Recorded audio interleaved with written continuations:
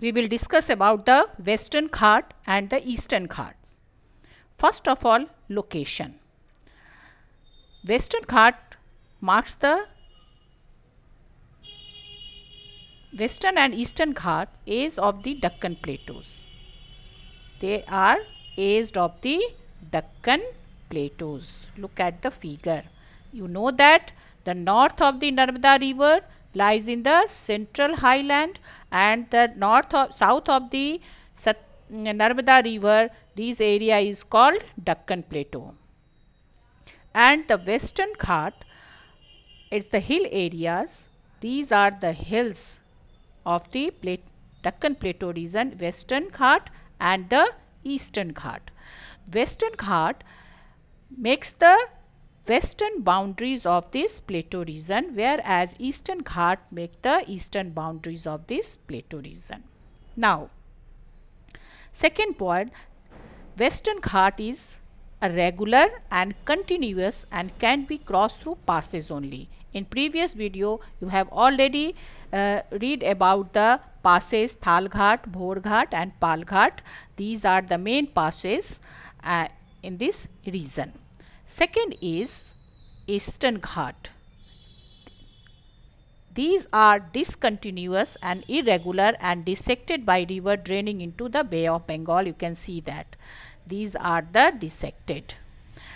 There lies parallel to the Malabar coast. Western Ghat lies parallel to the Malabar coast, and their height is gradually increased towards the south, whereas the Eastern Ghats height is increased towards the north. When we move towards north to south, the height of the or average elevation of these Eastern Ghat become decreasing.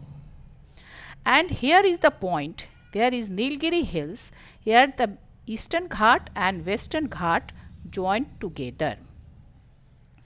Now, third point, they lies parallel to the Malabar coast. Western Ghat lies parallel to the Malabar coast, but the Eastern Ghat lies parallel to the Coromandel coast. You can see that Coromandel coast and northern Sakya.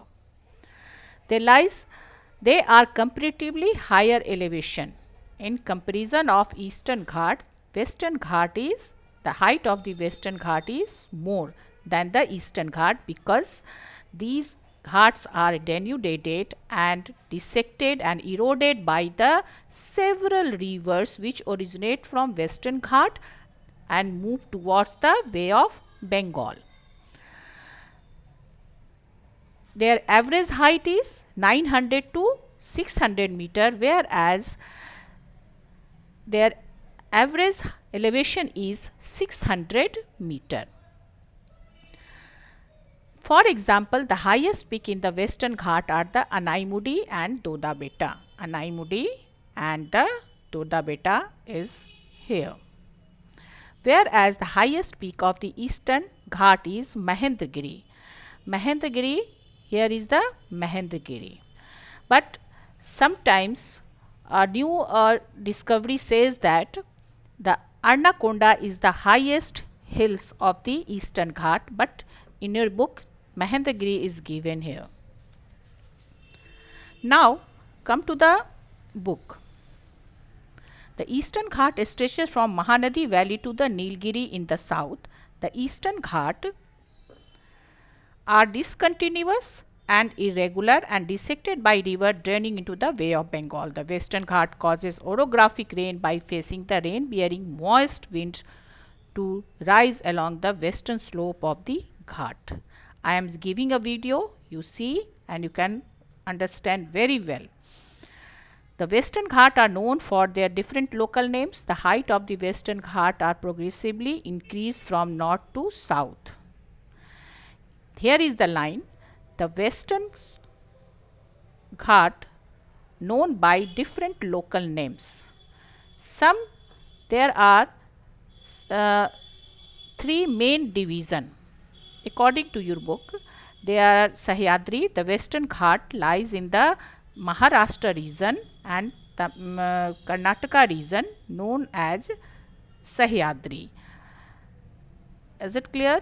After that, it is known as Malabar Hills, Sahyadri Range and Malabar Hills.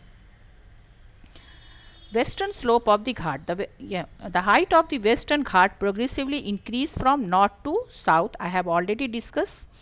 And heights, the highest peak include the Anaimudi and the Dodabetta, and their height is Mahendagiri meters. In the highest peak is the Eastern Ghat. Severoy and Javadi hills are located to the southeast of the Eastern Ghat. Locate the famous hill station of Udagmandalam, popularly known as Ooty, and the Kodai Canal. One of the distinct features of the peninsular plateau is the black soil area known as Deccan Trap. Deccan Trap is the part of peninsular India. The area which consists black soil area, that is these areas which consist black soil which flow out of the, which form out of the intrusive fissure eruptions of lava, this area is known as Deccan Trap. Next is, actually these rocks have denuded over time and responsible for, this is volcanic origin. Volcanic origin, and this volcanic origin, volcano come out of the earth's surface, or lava come out of the earth's surface in different ways. First of all, volcanic origin, or sometimes fissure eruptions. So Deccan plateaus formed out by the fissure eruptions. What do you mean by fissure eruptions? Fissure eruptions means when magma come out of the earth's surface through cracks, and gradually they spread on the earth's surface, and agents of denudation work started from them and denuded over time are responsible for the formation of black soil. The Aravalli Hills lies on the western and northwestern margin of the peninsular plateau. Aravalli Hills lies in the western and northwestern margin of the whole peninsular plateau. Peninsular plateau further divided into central highland, north of the Narmada and south of the Narmada, is known as Deccan Plateau. Always remember these things. Now these are highly eroded hills. Aravalli Hills is the one of the oldest mountain range of the world. But these are highly eroded hills are found in the Broken Hills. Now it's found in the as a Broken Hills, and they extended from Gujarat to Delhi. Delhi is here, and in the southwest and northeast direction, and Raisina Hills, where Rashtrapati Bhavan is located, lies in the it is the northward extension of Aravalli range. Next, I think you understood the topics, and our next topic is the Indian desert.